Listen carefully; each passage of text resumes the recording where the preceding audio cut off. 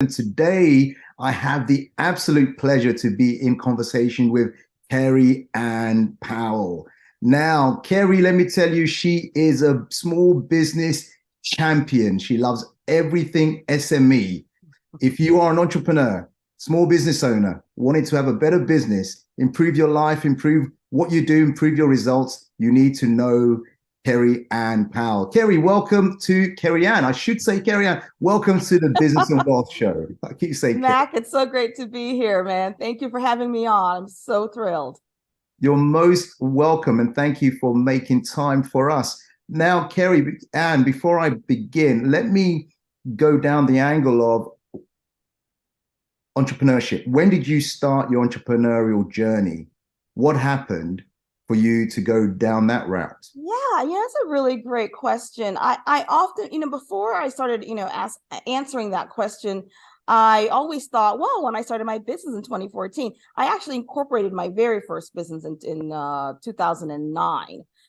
It was an event planning company. I was still working my full-time job and doing a lot of different speaking, stuff like that. I was like, yeah, I want to do an event planning company. Oh, So wow. I incorporated that. I planned no events, but nonetheless, that was the first time that I said, I could actually be a business owner. But, the more I think about it, as I answer this question a lot, I actually realized it was really, I felt like when I started growing up and noticed that in our community, the people that were holding up the fort, if something at the church needed to be fixed, it was the members of the congregation that owned businesses that would come in, stand up. The people that were chairing the boards of directors of our local nonprofits and NGOs. My dad's friends who were, pillars of our community, those were business owners. And I looked at business ownership as something to be lauded, something that was sacred, something that was good. And so I always came from the posture of I wanted to be a business owner, or at least admired business owners. And when I was in junior high school, I was the president of the Future Business Leaders of America Club, a little geeky, but, I thought I was doing something. So I always had that entrepreneurial spirit.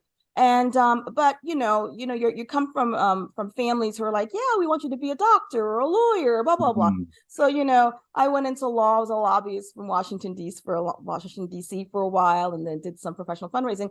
And then once I came full circle, I was like, no, I really do want to start a business because it's what I do, and people were calling on me more and more to do talks and strategy work with their boards and so forth. So that's kind of how I came full circle. I think I wanted to be an entrepreneur from the time I was born. Kind of And like you, I'm sure. Yeah. yeah, I'm sure there's some stories right there. And so your first business then, it wasn't an Mhm. events business, was it? It was the consulting business, was it? Or Right. Yeah. No, the events business was just me playing around. But no, the real first business when I went full time, 2014, was a consulting company primarily focused on very large NGOs because I came from that background, obviously had a significant network around there. So folks were asking me to come in, do some revenue development strategy work with their boards of directors, very high level kinds of conversations. But at the same time, while I was doing that, I was also working with the CEOs and the executive directors of these organizations.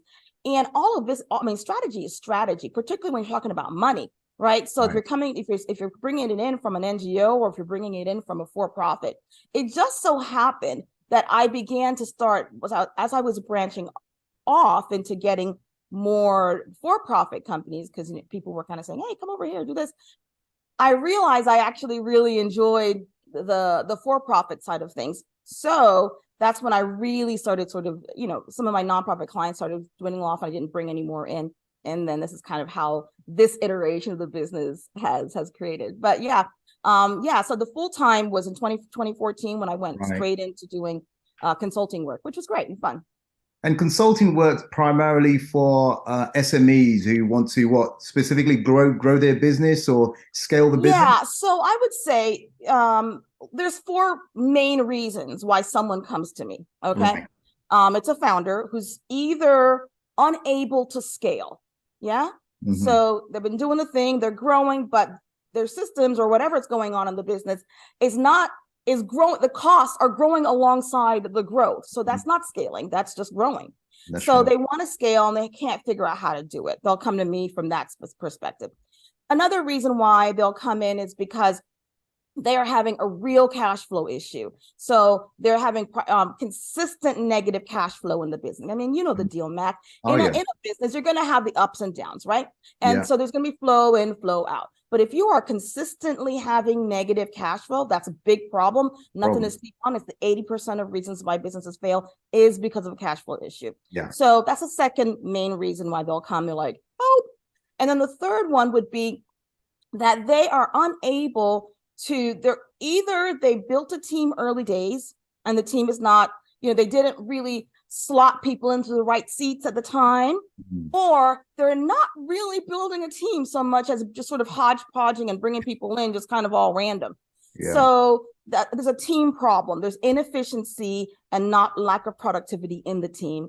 And then the fourth main reason is and this is a big, huge one, is that the business is growing, everything's looking good, but the founder is unable to step away from the business without feeling like it's going to implode. Now, of course, sometimes they can't actually step away, but for the most part, they can't, even if, and of course, the feeling of the business imploding, I mean, no one wants to do that. So, these four main reasons, a lot of times, Matt, people don't realize it.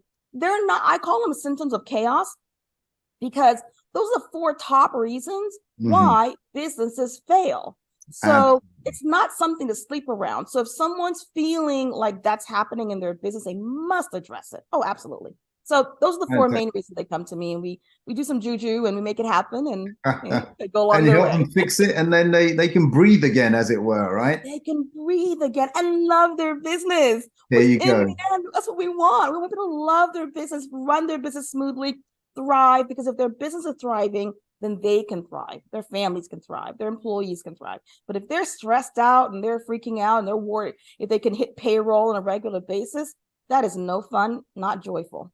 Hey, you're listening to Kerry-Ann Powell. Let me give you the gravitas of this lady. She was led a small team who raised over $120 million to build the Dr. Martin Luther King Jr. Memorial. And I want you to tell us a little bit about that. That's not an easy feat at all. Not easy. How did that come about? How did you start that? What generated that? And tell us a story around that. Yeah.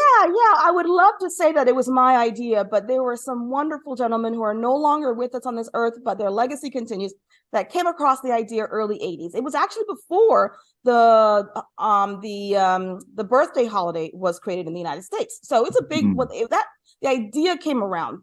But of course, like anything big in life, it takes a while to sort of get things moving.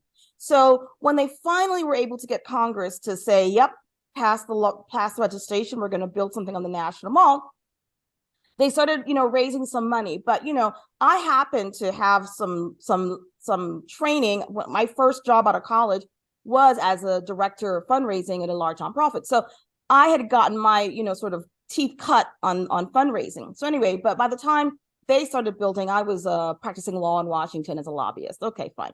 Well, one day, one of my good friends sent me a message like, do you know they're building a Martin Luther King Memorial on the National Mall? I said, I had no idea. I said, let me Google, and it just so happened that they were looking for someone to primarily focus on just the corporate fundraising side. And I could do that because I'd been doing that since Devil was a boy. So I applied, they brought me in. At that time, we were probably at maybe 27 million. Okay. So then the woman who was head of the fundraising, she was moving on to another project, and they asked me to step in and basically lead the whole fundraising effort. That was about 2 years in. And I was like, oh. And so I said, I'm just going to go ahead and put the big girl pants on and keep going. So I said, yes. Okay. And I cannot tell you what a ride it was. It was not an easy feat. We had to go from, say, 28 million to over 120 million.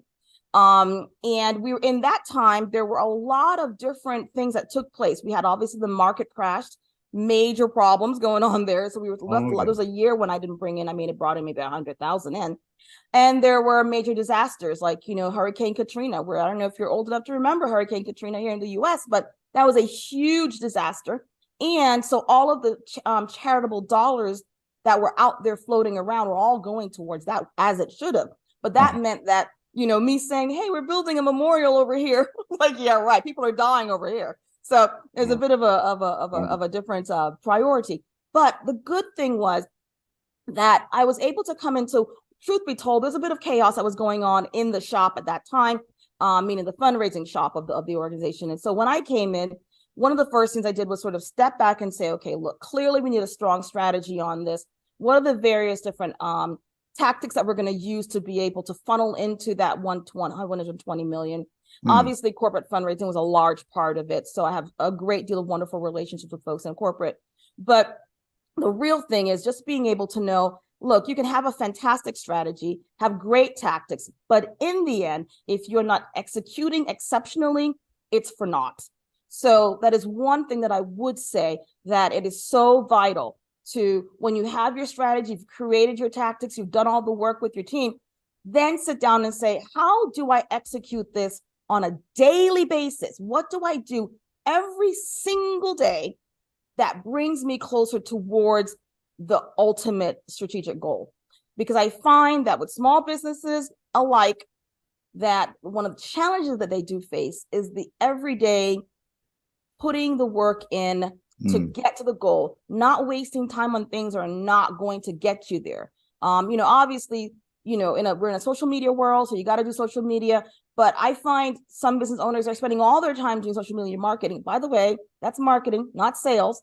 But they have no sales conversations on the on their calendar. So I'm like, well, you're spending how many hours over here, but the results are not showing up over here. Correct. So being clear that you're tracking your KPIs every single step of the way to know that what you are doing is actually going to result in something. The other lesson that I learned from that, there is really no thing called no, Mac. Okay. There's never no doesn't really exist. I was when we finished the memorial, raised all the money. They asked me to stay on board for about 2 years for me to be able to help, for us to be able to help the transition from what was a fundraising organization to then an educational foundation. Yeah. So we were moving to smaller digs because we didn't need the fancy big office at that time, because we only needed a couple of staff to be able to do that transition. So we were packing up, decide what things we're putting into storage, what things we're throwing away, that thing, right? And I remember pulling out a file and just sort of looking through it. And it was a file for one of the many companies that we had solicited during the time, Fortune 500. And there were 20, I'm not lying, I'm not exaggerating, 20 letters of rejection. Most of them written with my name on them, a couple of them with the person before, and then a couple from the present, saying no. Literally, I had that many interactions with the person, and most of them were signed by the same person. I had that many interactions with that person at that company saying, no, we are not going to give you any money. And that last letter saying, hey, Kerry-Ann, we're proud to give you $2 million. Oh, wow. I'm just saying, there really isn't a thing called no. You just keep it going. And so, it's great experience that you've had from NGO. Now, obviously, you got into entrepreneurship many years ago. What are some of the key lessons that allowed you to run a successful organization to now that you've taken into, or that helps with, making a profit organization, an entrepreneurship? You know what it is? It's team. What is it? Team. If you can build a strong team, I'm telling you, Mac, it can take you anywhere. People will run into brick walls for you if you build a strong team. You hire people who are self-motivated, right? Most people, unless there's something going on back there, want to be a part of something bigger than themselves. Period. Done. Right. And it doesn't have to be something so, lofty as you're, getting, the rocket into space. It could be something as simple as you want to help pet owners be able to groom their pets in a way that's not stressful for their pets. I mean, it doesn't have to be some lofty ideal, but people want to be a part of something that is bigger than themselves. Yeah. And so if you identify people who are self-motivated, and you have a strong vision for your company, and you know what your purpose is, right? and you bring on those people and you give them the training, the tools, the appreciation, all the things that we know we need to invest into our team. I cannot tell you what you can do with that. I will never forget the story where we were building. So one of the partnerships we had was with one of the major trucking companies in the United States. Okay, it was like there's two really large ones. The one who was like one of the two of the large ones. Right. And they agreed. I mean, it took me a little while to get them to agree, but they finally agreed to wrap they said they would wrap maybe like 20 of their tractor trailers with the branding of the foundation. Okay. Oh, wow. Now they were to know how many, I don't know if you know how many miles those trucks go riding around the country every week.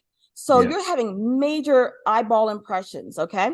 So they said, okay, fine, we're going to do that. We decided to do a press conference on the National Mall. The National Police are kind of, a little stickler of things like semi trucks being on the National Mall. So it was kind of a thing we had to kind of, beg and plead and pull out some favors. And they said, okay, yes, we'll let you do this press conference and have a semi truck showing there, whatever, but they have to get to the space by 5 a.m. Okay, because we have rush hour and the whole thing, right? 5 a.m. Okay, fine. So we communicated with everyone at the company and the person, the driver, who actually was really excited to be the one driving the truck. So that the driver, everything was set. So myself and two of my other colleagues we go down to the site on the National Mall where we're going to be building the memorial. And I'm a woman. I'm all cute. Look in the heels, the outfits, the hair. DC is a hot mess when I talk about humidity. So you can imagine, I was just trying to stay cute, Yeah. And we're there and he's calling us and he's like, I am completely lost. I don't know where I am. Whatever. So we're trying to tell him where he's coming. We realize though, so it's it's 4 o'clock and it's like, we got there at 4 a.m. So we see him literally driving past the entrance of where he needed to be. And it's like a one-way street, so you can't turn around. And so literally I am like imagining, because the Secretary of Education of the United States was going to be at this press conference.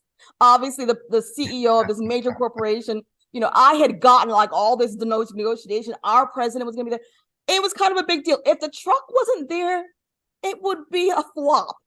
So we see him running and the driving passes, and I'm like, oh my God. We take off like in the cute outfit, the makeup, the hair. I'm a bit of a prissy girl. Took off the shoes and I'm running down the National Mall to try to get his attention, to tell him to come this way. Come back. Of course, he came. By the way, those trucks were just amazing things. Anyway, he came, he got there, everything was beautiful, kudos. People don't go running around looking cute in the morning at 4 a.m. in the morning trying to get a truck if they don't believe in your business. But if you have a team that's working for you, that you are motivating them, that you're providing them the freedom, the tool, the appreciation, and the vision, your business can go real places. So the first, that's what I would say, get you a good team and don't take too long to start building your team. Build it well, have a plan. That alone will get you everything you need. Just today, Kerry-Ann, thanks for that. Just today, I was saying to one of our clients that, hey, I know you're saying that when you have enough sales and cash flow come in, then you'll hire these people into position. And I said, look, bite the bullet now.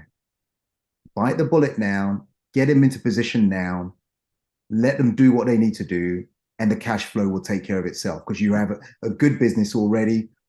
Decrease the fear, let's go. So I agree with what you're saying, because it does make a big difference if you can get the right talent, the right people to do the right things. It makes your life much easier. Yes. Kerry-Ann, you talked about earlier on, I want to tap on this, about you talked about growth and scale, business growth, business scale. And where do people go? So first of all, tell us, what is the difference between business growth and business scaling, and where do people go wrong? Well, I would say the bottom line is, to make it real simple, growth is if your expenses and your income are growing at the same time. So there's no proportional difference between how much you are bringing in versus how much you're bringing out.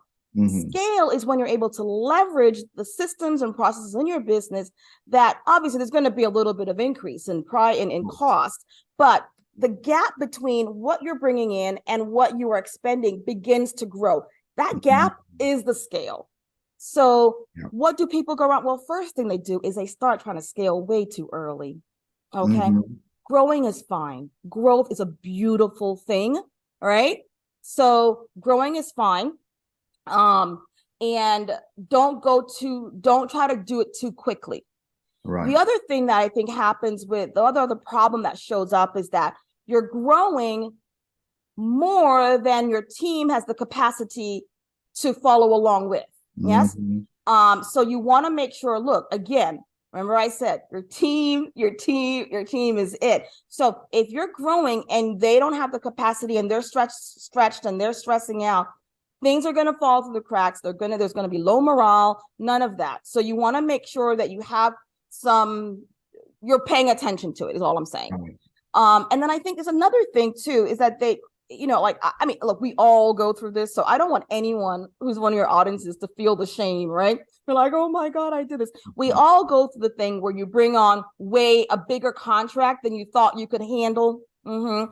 And then you can't fulfill it. Not a good feeling at all. This happens a lot, but that's one of the major symptoms that you are scaling too fast, where whether or not, even if you're selling products, even if you're doing services, if you don't have enough team members to provide the service, or you don't have enough products, or you do have the products, but the way in which like I was talking to a woman the other day, she has this fantastic pet product. It's just chef kiss, right? And the marketing is fantastic. And she had one of the big manufacturers, one of the big retailers here in the US loved it and they want to bring it on. And one of the big conversations that we had was, okay, we've got all these great products. They're like one manufacturer in China is a distributor over here. We've got another vendor over here in Wisconsin that's giving it. And then we got something over here. Can we get all of them to be able to deliver at the same time so we can provide it?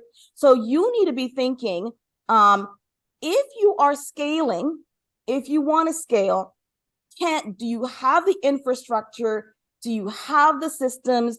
Do you have the team to be able to do that? Look, scaling is a big, huge money suck. So you need to be thinking about where's your cash flow situation happening? Do you have the cushion? Do you need to get out a loan of a business loan?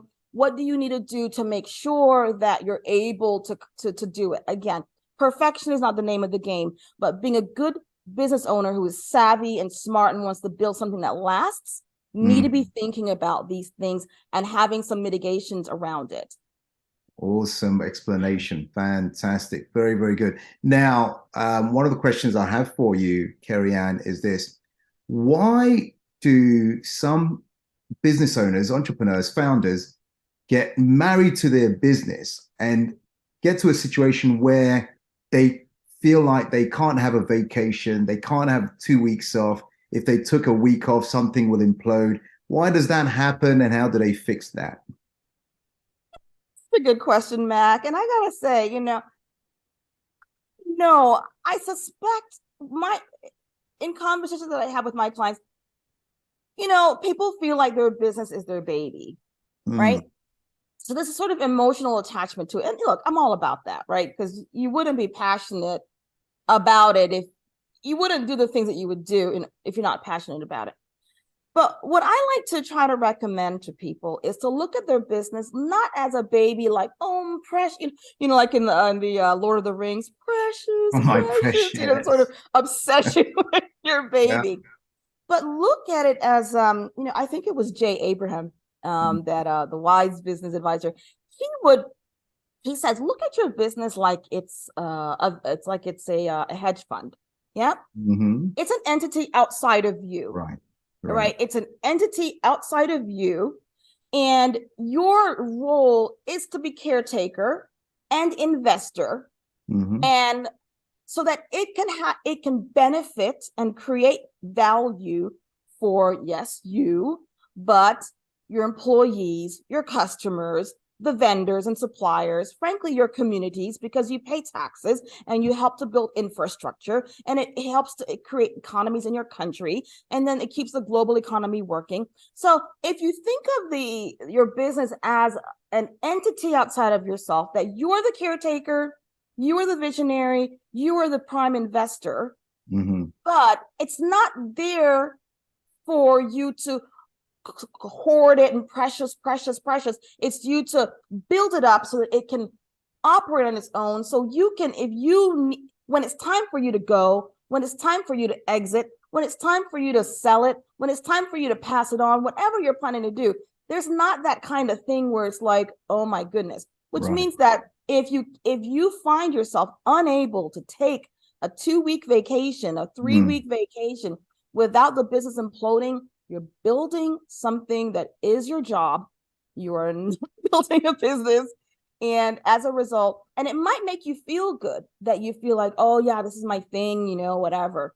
But it's what it means is basically, once you are no longer with us on this earth, that business will die as well. So if you want to build something that lasts, and the people that come to me are people who want to build a business that lasts. And I suspect your audience is the same. They want to build something that lasts. If you want to build something that lasts, then you need to look at the business a little differently than how it's not your baby.